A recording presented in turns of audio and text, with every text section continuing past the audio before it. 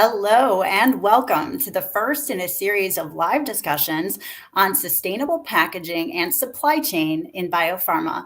I'm Kaycee Palumbo, and today I'm joined by several experts in the field. And we're all here to talk to you about the importance of sustainable packaging in supply chain and how, by working with different partners, Cytiva has been able to really help achieve our goals. Now, one programming note as we all begin, for those of you who may be joining us from our social media platforms, on the right-hand side, please take a look at the chat bar and please say hello and tell us where in the world you're joining us from. Now, as we get started, as you have any questions at all for any of the panelists, please just go ahead and put that in the chat. Now, this conversation could not have come at a more important time.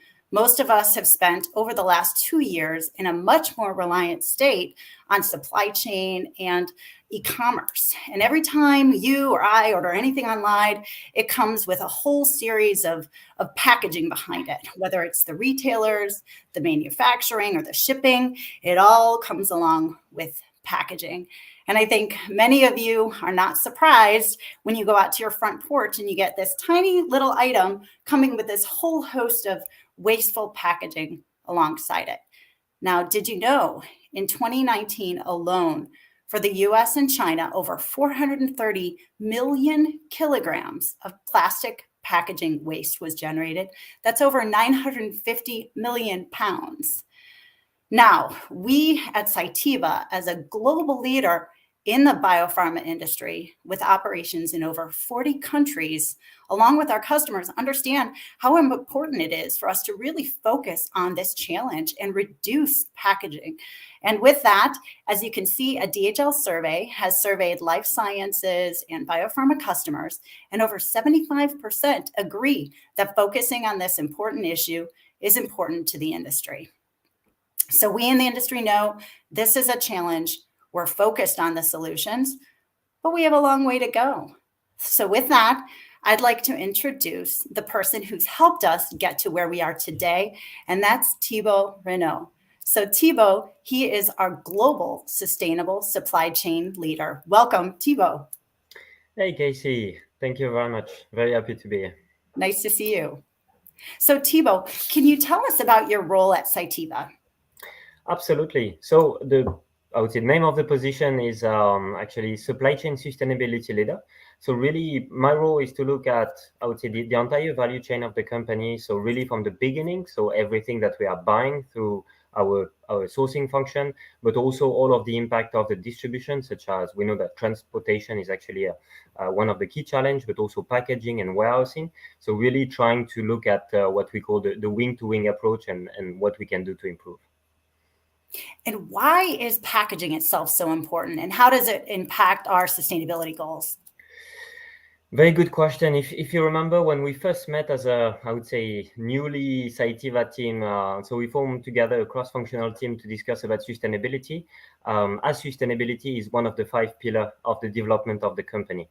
So we are very fortunate about this. But when we started that conversation together, we wanted to understand what sustainability means for an organization like Cytiva. What are the big problematics that we need to cover, right? And while we really advance in that conversation, we've seen that packaging was a very important element, mostly because, packaging, as you mentioned before, is the first thing that you see when you're receiving something at home or really at a manufacturing site or distribution site. So it creates a lot of waste, and we've seen a lot of unnecessary void and plastics. The second thing, and I would say that packaging is a little bit underrated because I would say bad packaging influence the entire supply chain because we have long supply chains. Our products are traveling quite a lot. So that's why I wanted to make packaging a priority. So as part of that work that we studied together, we've been developing our what we call our designing for sustainability plan. So what are the key imperatives that we segmented into 3 different portions? People, so really the impact that we have in our communities for our associates, but also for our customers. Second was the planet. So packaging is definitely one of them, greenhouse gas emissions, water and waste. And then the foundation. How do we transform ourselves in order to get better? Because we are really talking about transformation. So How do we transform our sourcing practices, for example, which is definitely a big piece of what we do in supply chain. So people, planet, foundation, nice focus areas. How has Cytiva progressed so far towards these goals? And have we engaged with any other companies in order to help us achieve our goals? Absolutely. So everything starts with the methodology, because we are really trying to tackle a systemic issue. So the methodology was very important. So we really started segregating what we call the primary packaging, which is the packaging of the product that we are selling to customer, and the secondary packaging, which is mostly the packaging used for transportation. So really with two different focus areas. The second was the type of material. What are the problematics that we have? We are using a lot of wood and cardboards, but also a lot of plastics and polystyrene. And we'll talk more about polystyrene, but this is one of the big challenges of the life science industry. So going back to engaging other organizations is absolutely key. We need to remember that we are a biopharma company. We are not a packaging company. So we need to stimulate the demand. So our role is to understand our own problematics and then really find the right partners that are actually sharing the same vision and values around sustainability, so that then we can actually learn from them and apply what works already, and also looking into the future. Terrific. So in terms of shared vision and moving towards the same goal, let's hear from the folks that have helped us along our sustainable packaging journey so far. And joining us today, we're very pleased to welcome Katleen Verbiest from DHL Supply Chain, and also Valerie Clement from DS Smith. Welcome to both of you. And Katleen, let's start with you. You're the program lead for DHL Supply Chain's Global Packaging Solutions. What's a typical day in the life for you? Great. Well, one of my main responsibilities is working with global customers, looking at how to improve their sustainable packaging, which is obviously why we're here today, sharing what we've learned with Cytiva. And a typical day for me would involve understanding the industry as a whole, the packaging industry, understanding how that's evolving, what innovations are coming on the market, and most importantly, how we can embed them into our end-to-end supply chain.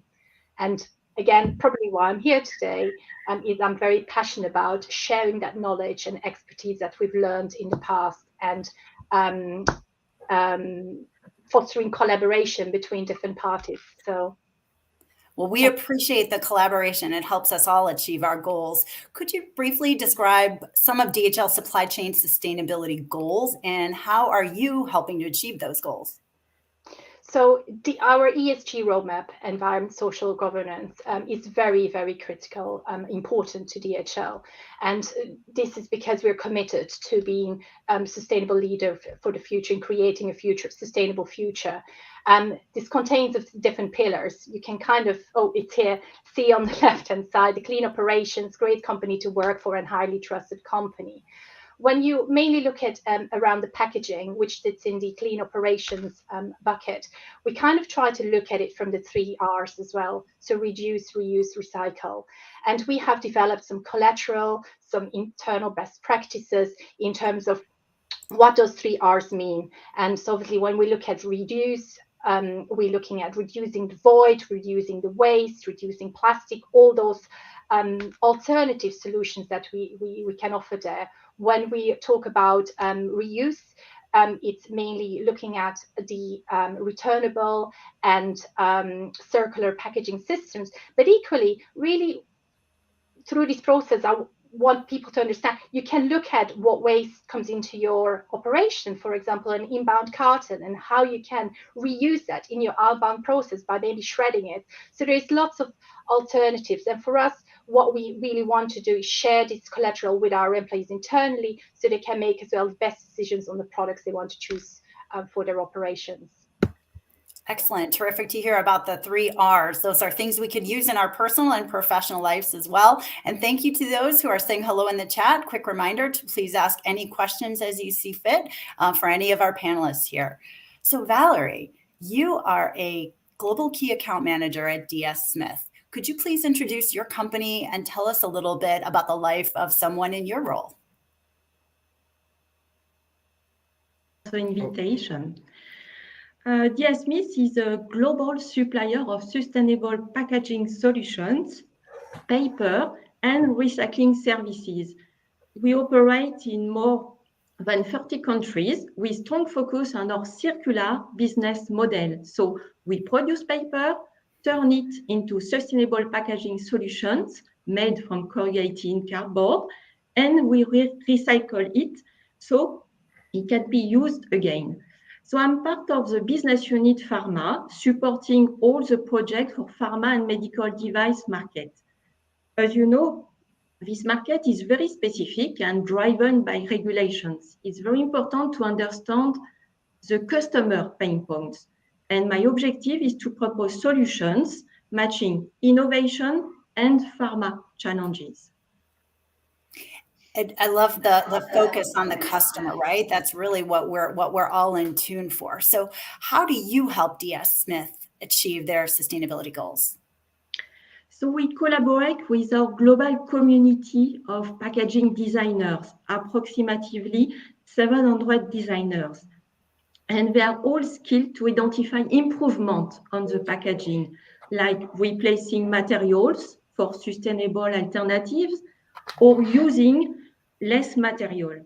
In addition, our supply chain experts identify the opportunities for better transport, palletization, stock, and also leading to carbon footprint reduction. For example, for a product having one single corrugated box, whatever the destination, now we will recommend to have two different specifications. One box with a stronger board, if it's a sea freight transport in wet conditions, and another box which is used for packaging delivered at 500 kilometers by road. So to reach sustainability goals, we have to track the over specifications, meaning not using more material than it's necessary. That will help all of us at our front door. So this box optionality to not allow for too much when it's not necessary. So I'd like to go back in time to hear a little bit more about how these collaborations began. So Thibault, let's start with you. Yeah, no, absolutely. And I really echo what Katleen was talking about. The 3R approach is definitely what we are, I would say, looking into, right? It's the best waste is the waste that doesn't exist, and really packaging can be summed up as a waste. So reduce is absolutely the number one priority. And this is actually how we started the work together with DHL, because we have seen that we have a lot of waste and especially a lot of single-use plastic waste as part of our operations. So it was the beginning of the journey when we started looking at, I would say, what DHL does. We're very impressed by the level of maturity, but also with the level of investments, both in terms of people, but also financial investments into that transformation. Because once again, we are talking about the transformation. So as DHL is our warehouse partner, let's say across different countries, but also logistics and packaging. I would say pretty naturally, I would say the conversation started, wanted to better understand how they work, and really we started synchronizing, if I would say, our vision for sustainability, and that was a great match. So we started working on a few projects that we'll deep dive on a little bit later during this call. But that's how the journey worked, and DHL is an historical partner of Cytiva. And then together with DS Smith, it's also coming from another project. So coming back to the 3R, after reduce, we're also working on reuse and also on recycle. One of the things that we really struggle with is the polystyrene boxes that we are using for cold chain shipments. So where we're adding a lot of ice because we need to maintain our product at a certain temperature. So we kicked out an initiative like a year and a half ago already, because we want to eliminate completely the use of polystyrene in our business. And through this project, this is how we get to know DS Smith. And we started, I would say, pretty much like with DHL, connecting together on the shared values and the shared vision as well. And on top of that, we have seen that we can share much more than this project. And that's really how the connection started. Oh, that's terrific. And thanks for reinforcing the 3 R's. And I think we saw a comment from Zaire as well on that. So reduce, reuse, and recycle. Big focus for us. We have to, here's a comment from Connor, have to be careful about how we characterize packaging. It's not just waste. It serves several critical functions, including product protection, safe and transportation, hygiene, and customer requirements.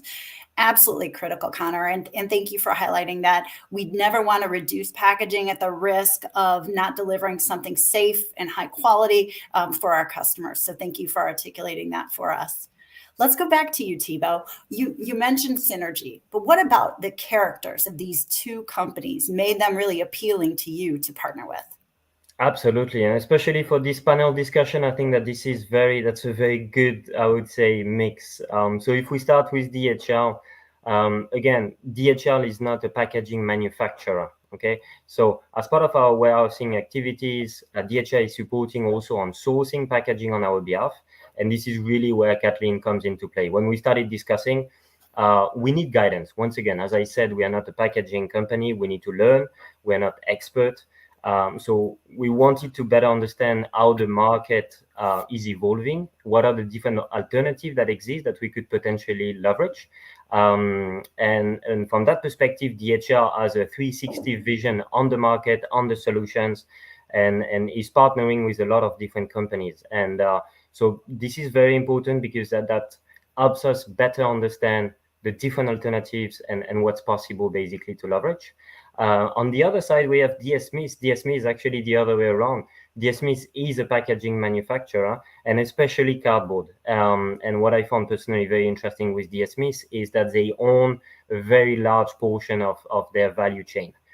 So they understand the paper markets very well. And once again, that's another area where I had to learn a lot. But really where the wood is coming from is absolutely necessary. This is one of our ambitions, sourcing from sustainable forest, making sure that the decisions that we are making are actually great decisions, but also how we are turning from paper and from wood directly, I would say, into packaging, but also the recycling process. So I found it very, very interesting, I would say, to have those two players as part of that discussions, because that's two different perspectives, but both of them are absolutely critical. Great to hear the perspective and the wing-to-wing solution now that you're partnering with both of these important organizations.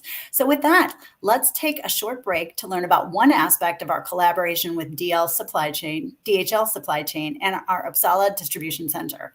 The distribution center in Sweden is one of 5 key distribution centers we have globally, and we ship to customers in over 75 different countries. The high ambition of Cytiva and DHL hands-on view makes a great combination to deliver such a project. Warehouses is really the place where all of our products are coming together before we ship everything to our customer. So looking at the impact of packaging in the warehouse was essential. And one of the first things that actually we find out is that we are using tremendous amount of plastics everywhere, from void fill to tape to shrink wrap, you name it. So we really had a specific focus on plastic and on plastic consumables, because this is where we have a lot of opportunities. Here, for example, in Sweden, we are looking at 82% plastic reduction in our consumables, which represents 7 tons of plastics per year. But what's more important with this project is that this is replicable. So what is true in Sweden will be true in our warehouse in Singapore, in the US, in China, in Japan. So we want to replicate and accelerate.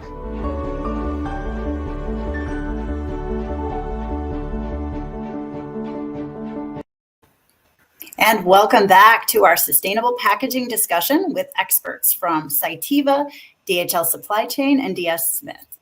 Katleen, what does the video we just saw represent about the work that you did in your collaboration with Cytiva? First of all, it's great to see the video and see actually the work we've done. You've seen a couple of product that we kind of switched out or found alternatives for. It's certainly not the full list. As with anything, and as we started engaging with Cytiva, it's very important to do a complete stock take of the materials, what we call packaging consumables used in the warehouse. And the way how we made this actually such a success, and it was really nice to see Martin there as well, our local continuous development lead for the site. It's that constant collaboration, communication between the site who knows how the products act in their warehouse, together with the local customer team, and also keeping in constant touch with the likes of Thibault and the senior team to really bring out the benefits that each of these sustainable products bring. Because, I mean, we will cover later in the challenges, but, you know, cost of sustainability, it's so important to really bring out the true beneficial, the true environmental impacts. And collaboration, you will hear it many times being mentioned today, is so key. In this case, it was a collaboration between the local site, local suppliers, and our customer. Thank you, Katleen. And you mentioned collaboration is so key. One of the unique things that you as an organization do is you work with many different industries besides biopharma. So can you tell us a little bit about how leveraging those other industries in collaboration helped us in the partnerships here? I mean, there is some universal truths with packaging, and we're coming back to these 3 R's here. You know, they are universal across all the industries. Where our expertise comes in as well from DHL's, we've got that visibility across the industries, automotive, engineering, life sciences, I mean, all the sectors. So we really understand the priorities, but equally also understand the challenges and the opportunities brings. And if you look at the learnings we take from other sectors, let's just look at automotive. They're so mature when it comes to returnable packaging. We could really leverage their expertise and apply it to other sectors. Like in life sciences, we developed the closed loop packaging for multi-temperature packaging. We are in the process of piloting out our e-commerce returnable packaging. So a lot of learnings can be leveraged across the other industries. And with the massive growth of e-commerce, as an example, we are really pushing hard to try to reduce the void, having smaller cardboard sizes, using environmentally friendly products. And again, this typically was very applicable for the biopharma industry as well. So it's all the learnings from across all the sectors that you can really apply to this particular project. So then how do you take those specific learnings that you described and really transform them into industry-specific solutions? So we obviously have our sector expertise, and we have all that kind of information and the learnings. But most importantly, like with anything else, sitting down with the customers. And I stated this quite early on with Thibault as well. Like it's not just about proposing what we think is right. It's understanding the customer, understanding what they're looking for. What are their sustainability goals? Where's the product coming from? Packaging has been mentioned before as well, touches so many parts in that value chain, in the supply chain. So it's really identifying where can we improve? Where are the issues? Where are the challenges? And for the majority of industries, we have market ready products already. For those that we are not shy going out externally and partnering with suppliers, with new innovators on really kind of seeing how we can integrate these products into our product offering. And it's important to stay ahead of the game. You know, we have to be able to kind of showcase what's out there. So true on innovation. Things are constantly changing and evolving. So appreciate you highlighting that. Valerie, back to you. How did the Cytiva collaboration differ from other projects DS Smith has done in the past? As Thibault said, with Cytiva, the main objective was to find a more sustainable alternative to packaging currently used. So sustainability as a main driving force. And the temperature control boxes were in EPS material from many years, and DS Smith has been able to propose an alternative and sustainable solution with the same performance. In addition, some projects of optimization have been launched recently in Sweden and in South Wales. And the clear objective of this project are to rationalize the number of references used, to optimize the board, and to use less material packaging at the end. Less is more sometimes. So what about the biopharma industry in specific has made it so important? For Cytiva, this sustainability approach is key. Plastic replacement is a priority, but there are very few alternative materials on the market that can perform as well as EPS materials. And we know that customers of Cytiva have strong expectation on sustainable solution. And what has been perhaps the most significant outcome, positive, from this initiative thus far? Replace EPS material by a box 100% recyclable, reusable, made with natural materials and available globally. It was a challenge. I am fully convinced that the Cytiva customer will be fully satisfied by this initiative. I think it's a great example showing that the supplier of biopharma industry are implementing sustainable and reliable packaging for the long term. Yeah, as one of the comments earlier shared, it has to be about protection for the customer as well. So great to see that that's going to impact that very positively. So coming back to Thibault, what, Thibault, are some of the future milestones that you're looking to achieve with both DHL Supply Chain and DS Smith? And how do you envision some of these great initiatives we've heard about evolving? I think that the key word is acceleration, because I think that the time is at the essence of, I would say, what we are doing for sustainability. I think everybody's aware of that. So for when we look at, I would say, the initial project that we had with DHL on removing what we call the plastic hunt project, really trying to remove as much single-use plastic as possible.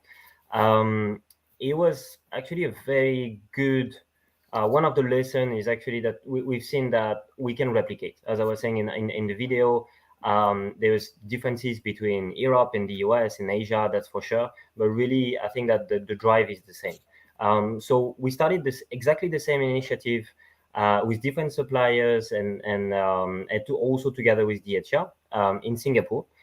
So we're about to get started by the beginning of Q3. We should be live with Singapore, and really we want to start replicating on the rest.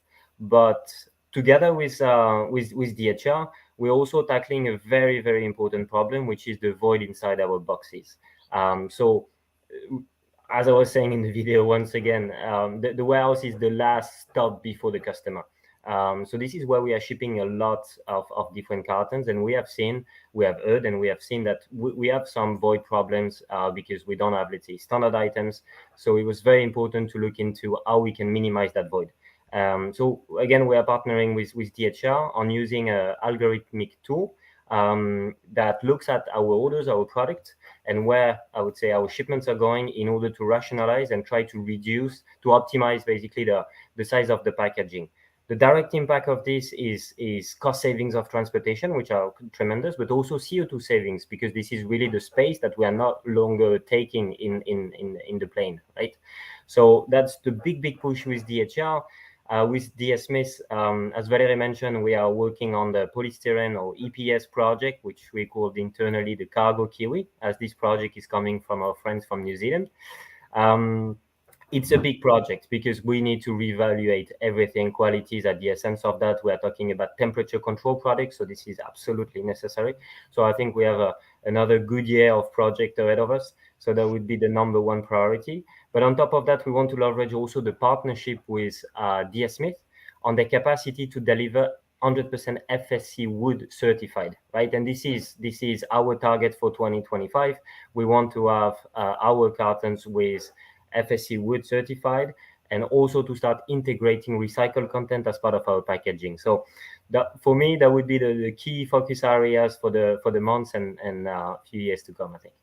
Great milestones and things. We also got a terrific question about polystyrene and whether or not that's a focus area. Thibault just mentioned that briefly. Here's a brief commercial. We're going to talk about it at the end, but our next live broadcast is actually going to be focused right on polystyrene. That's going to be in November. So please mark your calendars, more to come on that. I'm glad to see that that's important to all of you as well. Now, we've all talked about some of the real positives that are occurring, and that's terrific, but we know this doesn't come easy. So can you also talk about some of the challenges that you've experienced along the way, and how are you working to overcome those? So let's, Thibault, start with you. Yeah, no, absolutely. Sustainability to me is about change management, and we know that changing is difficult, but sustainability is all about that. We need to change the way we source, the way we manufacture, the way we deliver. So it's a massive change. So the key things to have, this is leadership buy-in, because we need to push the entire organization. This is not only the sustainability team doing something, but this is how do we push the organization to start thinking differently, doing differently. So that leadership buy-in is absolutely essential. We're very lucky at Cytiva because it's coming directly from the top, from our CEO, Emmanuel Linier. He's the one actually pushing us even harder on sustainability to go faster, which is great for us, great for the organization. The second thing is something that Valerie touched a little bit on as well. This is the regulatory environment. We are in the pharma industry. This is highly regulated, so any change needs to be carefully measured, assessed, so we make sure that we are making the right decisions and we are not jeopardizing the product that we are delivering to our customer. So I would say that time, from that perspective, time is of change is pretty long. It takes a lot of time, I would say, to make sure that all of those evaluations are going good. And we have that sense of urgency based on the situation, but we need to give time to time sometimes. So it's important that we all stay connected. Thank you, Thibault. So sponsorship, so critical, so great that we have this here at Cytiva, time and this constant sense of urgency. So Valerie, Katleen, over to you. What are some of the challenges that you've seen? Katleen, let's start with you. Well, first of all, it makes two of us. We've got great sponsorship as well. I think it's so key to have that sponsorship and the governance. So I fully agree with Thibault. In terms of the other challenges, the first challenge comes to my mind is all around the cost of sustainability. It's known to everyone, sustainable products tend to be more expensive. Obviously, we're all hoping that as the demand rises, the cost will go down. But I have really seen great examples of working with customers that are really to take that leap and really kind of balancing that environmental benefit and the cost and taking the leap. As I said, people, planet, profit, all these type of things come to my mind. So that's the first one. I think the cost of sustainability, to not overlook that. The other one is around the transparency of the carbon footprint from the products. Thibault mentioned before, DHL is not a packaging manufacturing or a distributor. We heavily count on our relationship with our suppliers to really have that key insights and knowledge on the carbon footprint.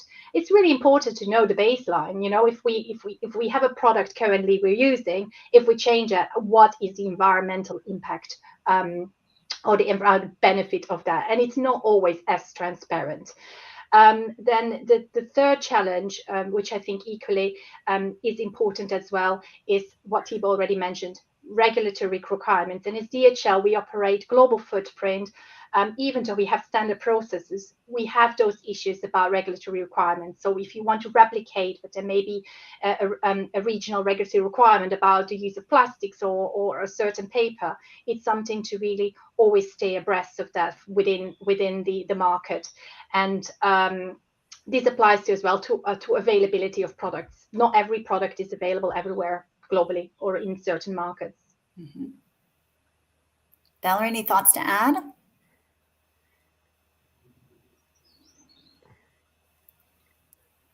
Oh, sounds like we've got a good piece on the challenges. Why don't we move on to the aspects of metrics, right? How do we measure success? That's so critical in this area, right? It can't just be about the concept. So Thibault, over to you. What kind of measurements are you using to quantify our success? My favorite question, as you know. I often say that what doesn't get measured doesn't exist. And this is very true for sustainability. The last thing we want to do is actually to do greenwashing.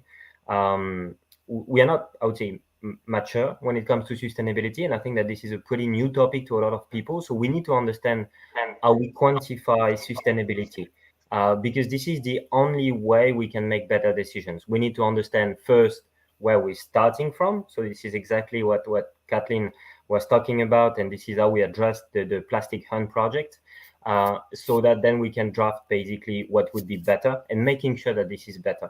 So quantifying sustainability can be a little bit complex because the unit of measure, there is not something very standard. We talk about carbon, greenhouse gas emissions. On paper, everything has a carbon footprint. So we can calculate the carbon footprint of everything we do. And really, Katleen has done a tremendous job on collecting that information from all of the suppliers. So based on the Plastic Hunt journey, we have been able to document as well what was the CO2 saved on the project, not only just removing plastic, but also what was the carbon impact of doing that.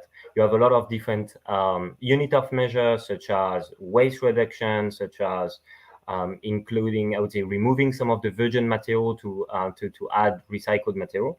But working with both partners, they have, I would say, different tools. They have been developing different tools in order to measure this, and this is very reassuring. I think that Valerie will share more about this, but looking at the wing-to-wing impact, is that the right packaging? Is that the right size? Is that fit for purpose? Where is that coming from? What are the resources needed to have it? We need to look at the entire chain, which is difficult, but this is where we are spending a lot of time, I can tell you that, at the moment at Cytiva, because we want to understand what does that mean for Cytiva, for everything we buy, our chemical products, but also our transportation through the carbon quantification. So absolutely necessary, and sustainability needs to be measured. That's the best way to avoid greenwashing. So follow on to that, right? There's other areas beyond just the packaging itself. Great question here from Dora in the chat around tax requirements. So question to this team, do you have to update any of your internal data or processes to adhere to any of the plastic packaging tax requirements? And are you able to provide customers with any required information to help them if they need to have this for their journey? I can open on the requirements. We know that, I would say, the regulation is going stronger. I just had like a few, I would say, examples in Europe. Actually, some countries are asking us to pay for the packaging that we deliver to a certain country, and we need to pay as per the weight that we are delivering. So really countries and I think governments are really taking actions when it comes to sustainability, and I think that definitely, taxing is one way. It's not the only way, but usually when we start paying for something, we take a greater look at it. But then from an advice perspective, maybe Katleen or DS Smith would know more than myself.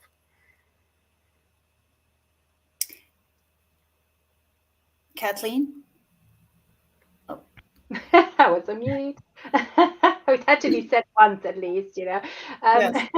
From a DHL perspective, so again, we have had webinars and information points with our suppliers as well to really understand how it's impacting us. I believe a lot of the tax will be sourced at a distributor level, and I'm assuming it will kind of get cross-charged to us or to our customers.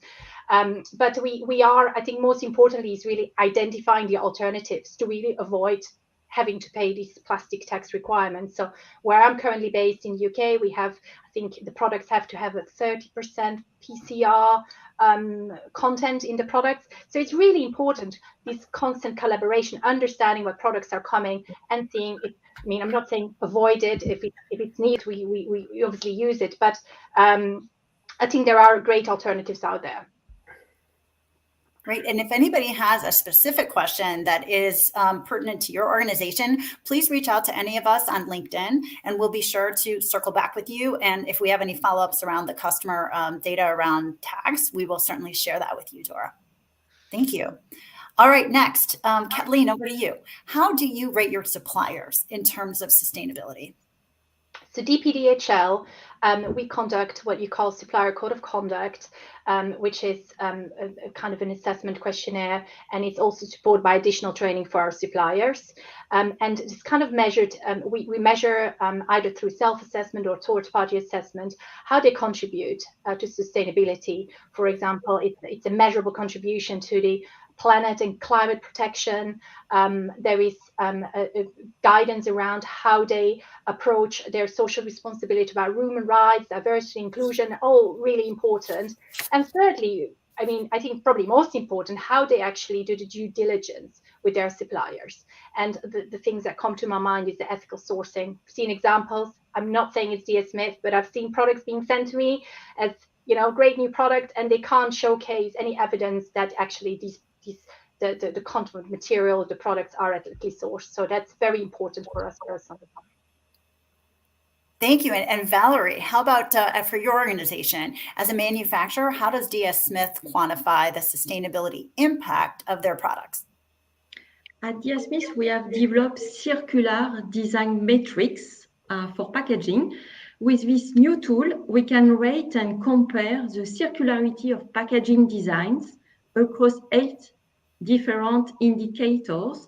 These metrics give a clear identification of the packaging design sustainability performance and where to focus attention, like carbon footprint, recyclability, or renewable sources. We are able to compare all these indicators of the existing packaging and the new packaging, so you can see easily the sustainability improvement.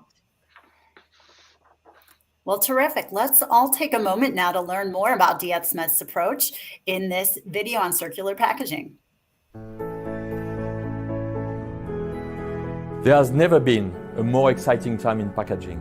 We need to keep packaging material in use longer. The design that we produce today can and will affect our future and the future generations to come. When it comes to achieving sustainability targets across the supply chain, packaging is an area of focus for our customers. Our circular design metrics compares the circular performance of a packaging design across 8 key indicators, bringing it to life visually. The circular design metric is a clear identification of a design's sustainability.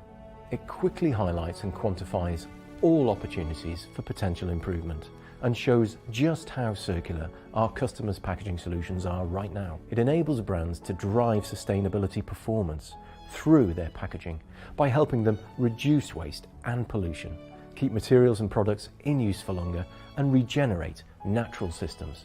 By applying circular design principles, we can be your gateway to the circular economy.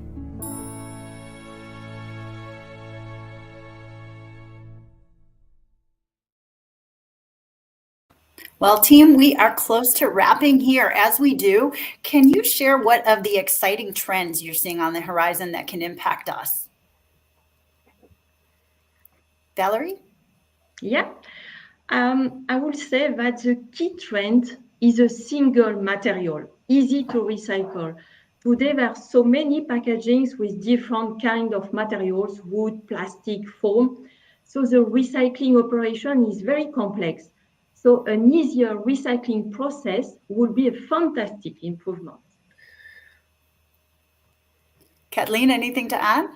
Yeah, I think certainly circular packaging systems, we hear it everywhere, that is certainly a major trend we're seeing in demand from our customers. In addition, I think the continued investment in automation and innovation, not only obviously the word I'm looking for with regard to labor challenges, but also, looking at automation, how we can make our packaging more sustainable, box on demand systems, etc., come to mind. Automation, innovation, some great things we've got teed up for the future. Well, with that, we have come to our time. I want to say thank you so much to all of our panelists here, as well as all the individuals that joined and chatted and asked great questions, as well as comments. Thank you so much for your time. As was mentioned earlier, a key challenge for us is cold storage and shipping, which is mainly in large part now with non-recyclable polystyrene. And that will be the focus again of our next broadcast, which will be in November. So we look forward to seeing you then. Please tune in to our next broadcast. And thank you again for joining this series, and have a wonderful day.